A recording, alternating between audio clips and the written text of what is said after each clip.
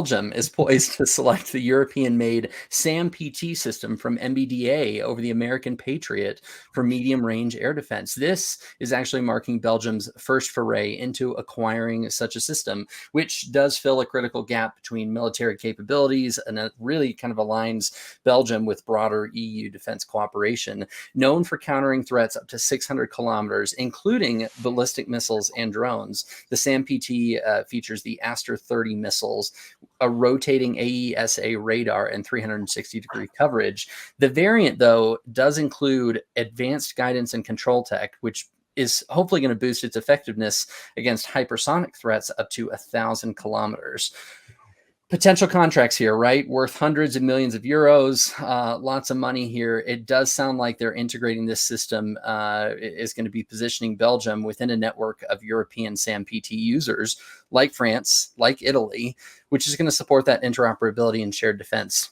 There's exactly, you hit the nail on the head, Greg. I'm glad you're on my side on this one. This is interoperability. Don't get used to it. with existing NATO systems. That's the biggest hurdle they're going to have. Yeah. It's ensuring that the seamless interoperability within the wider NATO network is going to be really critical. That's going to be the biggest challenge, I think. Otherwise, shared resources and defense coordination is going to be a real struggle. Yeah. Before we dive into NATO, I just want to focus specifically on Belgium here, because they're equipping themselves with a medium-range air defense system. It's a long-standing gap they're trying to close in their military capabilities. And the SAMP-PT surface-to-air missile defense system, it's going to handle a lot of threats, cruise missiles, tactical ballistics from manned and unmanned aircraft. And I think, this is what it was made by a joint venture between MBDA and Thales.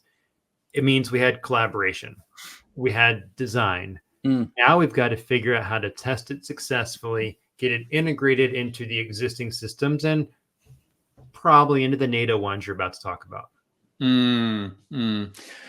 Testing and integration within Belgium is fine, but this is NATO we're talking about. Imagine installing a state-of-the-art missile defense system and then realizing it's the only one that speaks a different language.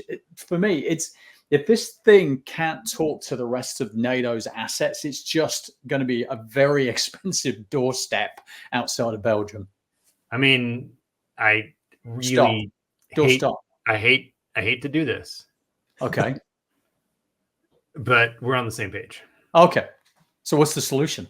So in order to figure out how you're going to integrate, we always I talk about this a lot, and it's the requirements. We've got to look at what are our requirements for integration? What are our requirements to making sure all these specifications, everything work correctly? So we need some sort of system that lets us do a really fantastic job of requirements traceability. Yep, I agree. On top of that, we'd get our requirements traceability fixed in our critical thread. I would also bring in AI here to deploy a cross-platform compatibility analysis tool as well. So AI will then assess and simulate compatibility within NATO's existing defense systems, predicting and flagging potential issues in real time, something that's way beyond a kind of collaborative, humanized environment. Make sure that the system will function as a cohesive part of NATO's defense grid. Yeah, we may be upsetting Greg here because we actually agreed. Yeah. On occasion, I'm okay with that. And I feel like today we need more agreement with the election coming up.